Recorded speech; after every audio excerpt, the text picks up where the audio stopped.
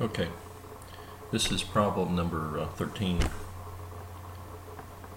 102.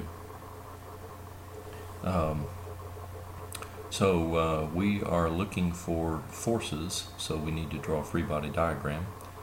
So I'm going to draw a free body diagram of point P. So here's the dot for P.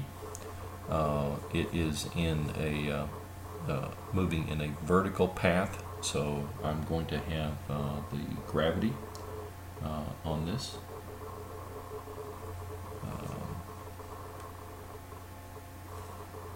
Forks and move in the vertical slotted path. Okay, yeah. So there's gravity on this pin. Mg. Everything is smooth, so there's no friction. The pink slot could be exerting a normal force. I don't know if it's up or down, so I'm just going to draw it straight up like this. We'll call that P for pink. And then there is that that weird shape, the little white guy. What I'm going to do is draw a dotted line to kind of get my bearings on that. So this dotted line is going to come through here at some angle. That'll be that the circular, not circular, but curved path. And it has the ability to apply a normal force to it, so I'm going to call it here. I don't know which way it goes, doesn't really matter. I'm going to call it C for curved path, so that'll be the force that's coming from the curved path, and it's perpendicular to to this. Now that I have the forces that are acting on this thing, I need to identify the directions that I want to sum forces. And in this case, it seems reasonable with the number of things that they're giving me to plan on summing in the r and theta direction. So what I want to do is identify what the r and the theta directions are. So I'm just going to draw the r direction is from the center of rotation through the point. So it's, in this particular case, happens to be horizontal. So I'll label that UR. And the theta is going to be perpendicular to this in the direction of positive theta, which is counterclockwise. So the theta direction is going to be actually down in this particular case. So that'd be the U theta direction. So the problem's not too bad, other than the fact that I have this odd angle here that I need to find. So the book likes to call these things psi or whatever it is. So I'm going to do the same thing. So I need to find that angle psi. If I have that, then I've got everything I need to sum the forces. So again, the author talks about that and has a reference. Let me pause this and then I'll find the page number. Okay, the reference is on page 145, and I have mislabeled the angle. So when I look at 145, the author gives an equation for the angle psi, but psi is measured from the tangent of the curve to the UR direction. So let me fix that angle. So from the tangent of the curve, which is shown in the dotted line, to the UR, that is the angle psi. So it's this angle right here that the author has given us a formula for. So he calls that the angle psi. Okay, according to page 145, the tangent of that angle is equal to the radius divided by the derivative of r with respect to theta. Okay. So, in this particular problem, we're given an equation for the spiral, or whatever the thing is called, and it's r equals 0.6 theta. So, the derivative of r with respect to theta is equal to 0.6. So that's equal to the tangent of psi. And so if you take the inverse tangent, so pause for a minute while I do that. Oops. Excuse me. So the derivative I found to be 0.6. Now let me put in the tangent. The tangent of psi is r divided by the derivative. So the r is 0.6 times theta. Theta is 180 degrees, or pi, make sure you put it in radians, divided by the derivative 0.6. So here the tangent is equal to pi.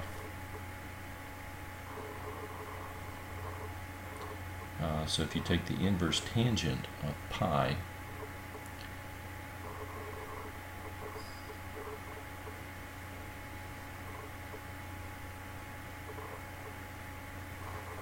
you have angle psi equals inverse tangent of pi, 72.3 degrees. Okay, so that is the angle between the tangent line and the UR. So the other angle, the one that I really want between the force, this angle here, I don't know, we'll call it beta. Beta is simply 90 degrees minus the 72. Okay, so now that I have all of the angles, what I'm going to do is simply sum the forces. Alright. So from my free body diagram with some forces in the UR direction, P doesn't have any contribution, neither does mg, but I do have the C times the, in this case it would be the, since I'm looking for UR, it would be the cosine, cosine of beta. And that'll be in the positive direction. That's all there is. And so that equals the mass, which is 0.4 times the acceleration. So in the r direction, it's r double dot minus r theta dot squared. If I sum forces in the theta direction, I have minus P plus mg. I also have part of the C, so I have minus C sine of beta. That's it, so that equals mass, 0.4, times the acceleration in the theta. That would be 2 r dot theta dot plus r theta double dot. Okay, so it looks like I have essentially two equations, and if I list out the things that I do not know, or at least right now I don't know, what I would do is I'd count the C. I don't know that. Beta I found. The R is unknown. I can find it easily, but I also don't know the R dot, the R double dot. The theta is known. The theta dot is unknown, so I don't know theta dot, and I don't know theta double dot. Also, I have a force P, which is unknown. So I've got quite a few. So let's see, that's 1, 2, 3, 4, 5, 6, 7 unknowns, and I only have 2 equations. Right, so 7 unknowns, 2 equations. I'm missing 5 things. Now, because the degree of freedom of this is 1, if I am given one motion, one dot, one term with a dot on it, I should be able to find all of the terms. If I'm given one term without position, I should be able to find all the others. So I'm given that. I'm given that the position theta is pi, 180 degrees.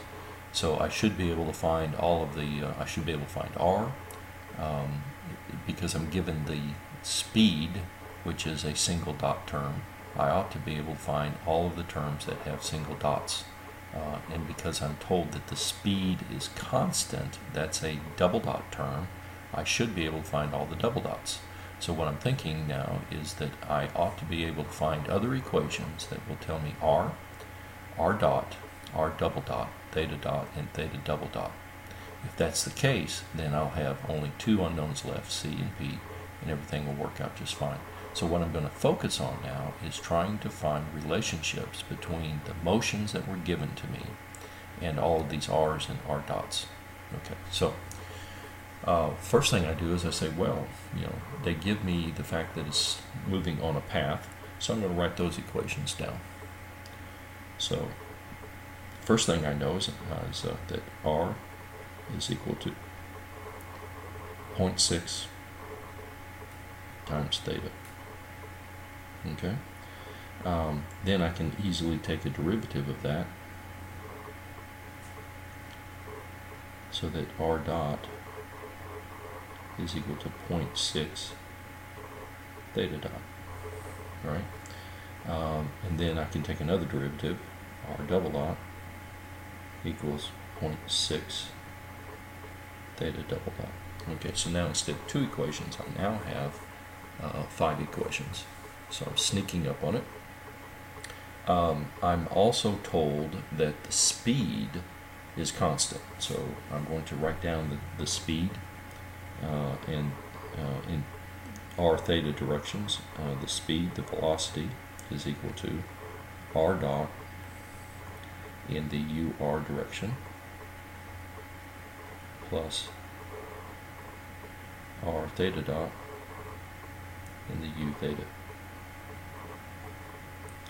Alright, so the speed then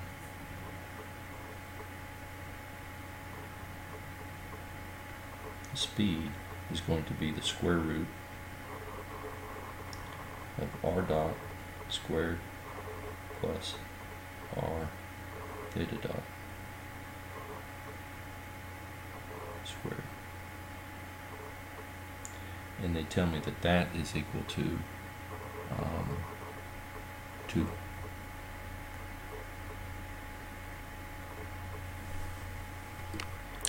Okay, so now if you count the number of equations, I've got 6. The 2 forces, 3 for the r's and r dots, and then I have the 6th one is speed equals 2. I need one more since I have 7 unknowns, and the last thing that was told is that the speed is constant. So if I'm going to do this by hand, at this point I would put it into Mathematica. I'll show you that. I'll post the Mathematica solution as well. But if you were going to proceed by hand, what I want to do is find the 7th equation by taking the derivative of the speed and saying it's equal to 0, because the derivative of a constant is 0. Now, because of the square root sign, that would be kind of clumsy to do.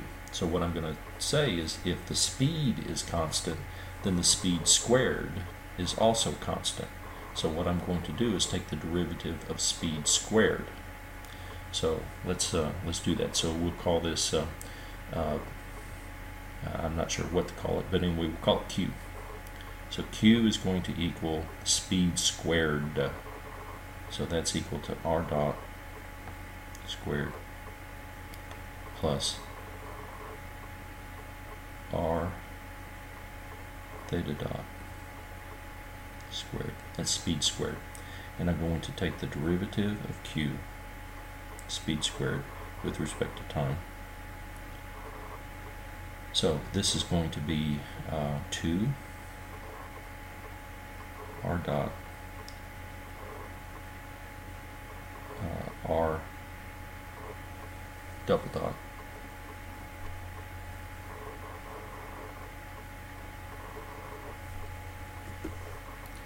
Well, actually, I've paused for a minute, thought about this. Because Q has two variables in it, it might get a little confusing. So what I'm going to do is eliminate one of the variables from Q, and then I'm going to take a derivative. The way I'm going to do that is I'm going to use these equations for R and R dot and put it in there for the Q. So let me just back up a little bit. I'm going to erase this. Not that it can't be done that way, but a little bit easier, I think, to see. Okay, so Q is equal to R dot. I have an equation for R dot, which is 0.6 theta dot. So this will be 0.6 theta dot squared. So that's R dot squared. Plus, then I have an equation for R, which is 0.6 theta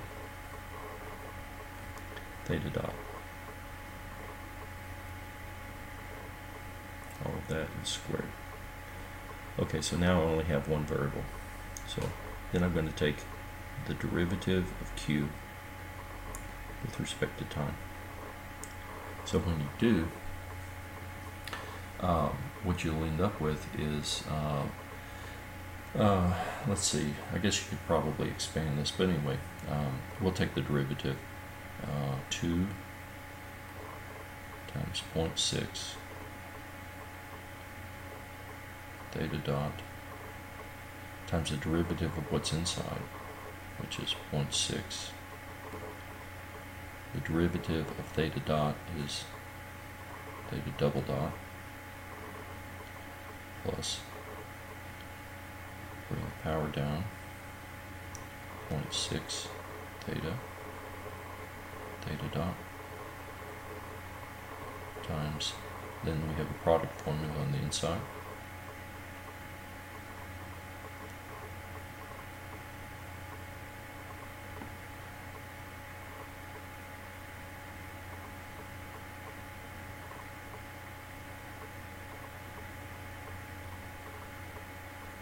Okay, so that is the derivative of Q, or the speed squared, and since it's constant, this has to equal 0. Okay, so essentially now it's a matter of solving all of these equations and just being very careful. The way I plan to do it, if it was completely up to me, I would just take all of these equations and shove them into Mathematica. But if you don't want to do that, then what I will do is I will take the equation for speed. This one, let me change the color. So, alright, so what I'm going to do is take this equation right here and solve it. What I'll do is I will take the relationships for R and R dot, which are right here and here, and take those guys and put them in there for R and R dot. That will give me one equation, and the only unknown in there will be theta dot. So I'll be able to solve for theta dot. Alright, so combining those guys will get me theta dot. So I have theta dot. Then what I will do is go down here to the equation for dq dt. And if you notice, the only thing that's in there is theta. There's theta in there. There's theta dot, and and theta double dot. So what I'll then do is solve that equation, this one right down here, and I'll get I'll put in the values of theta and theta dot, and I'll solve for theta double dot. Okay, it's just simple calculator type stuff. So once you have the theta double dot, then I can come up here and get the R dot, and the R double dot. Right? I just come back in, plug numbers in, and I'll get the value of R, which you can do right now. I mean, theta is equal to pi, for example. and then once I have the number for theta dot, I'm going to here get r dot, and I'll get the number for that. And once I have the number for theta double dot, I'll just plug into here, and I'll get the r double dot. So that gets me, now I'll have the theta dot, theta double dot, the r dot, the r double dot. I can go up to, let's see, I had the equation for beta, for psi, excuse me, which I've already gotten, I guess. Yeah, okay, so I've already gotten the psi, so I know the beta. Beta is 90 minus psi. So then I'll come back up here to these equations. I have my r's, I have my r, I have my r double dot, I've got the theta dot, I have the r dot, the theta dot. So I have all of these numbers, so I can get the right hand side completely. I've got the beta, so it's 90 minus 72. So beta is 90 minus 72.3. So I know the beta. So the only thing, I've got the m and the g obviously. So the only thing that's left are these two equations for c and p.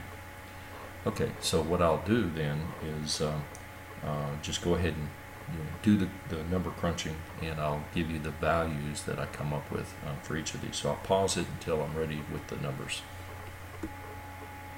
Okay, so what I did was plugged into the formula for Q, which was right here, because it had nothing but theta and theta dot in it, rather than this one. Rather than using that one, I'll use this one down here. The speed squared is 16, because the speed was equal to, oops, I'm sorry, put in the wrong number, so it should be a speed of 2 squared is 4. I put in the wrong number, so hang on a second. So I'm getting theta dot of 1.01. So out of this equation I get theta dot equals 1.01. So let me pause and then I'll go get the rest. Okay, so now I took my theta dot and I put it into this bottom equation right here, this one, to solve for theta double dot. I just plugged in the values that were known. All of them are known except theta double dot. I end up with a theta double dot of a negative 0.295. So I now have my theta dot, and my theta double dot. So I'll pause and calculate the next values. I'm going to get r dot, and r double dot next. Okay, so here I just plug in the angle theta equals pi, and I find that r is equal to 1.88.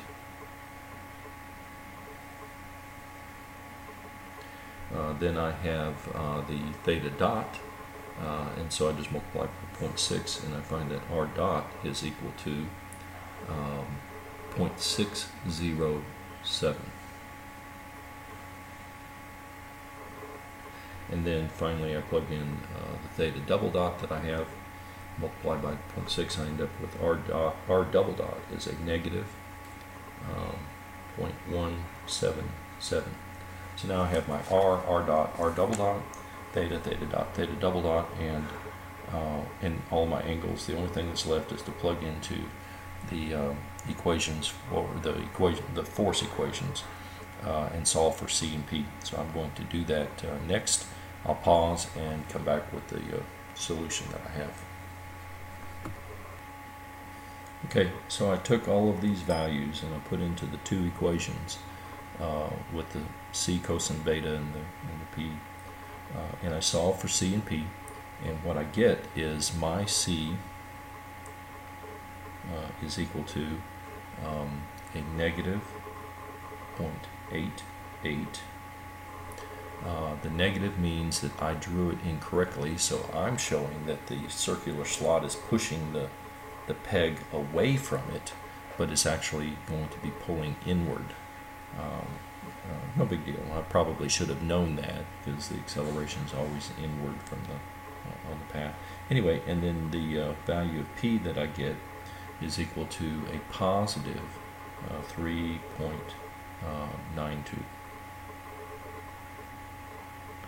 And it's positive, meaning that that I'm right in the direction that I thought it did. Was I thought the slot actually pulled it up. So in other words, it's resting on the bottom of the pink pin. So that's the solution for this one. If you notice, the process was essentially the same. It was just a little bit more tedious on trying to solve it. And as I mentioned, I'll prepare the same thing with the derivatives and everything using Mathematica, and I'll post that as well.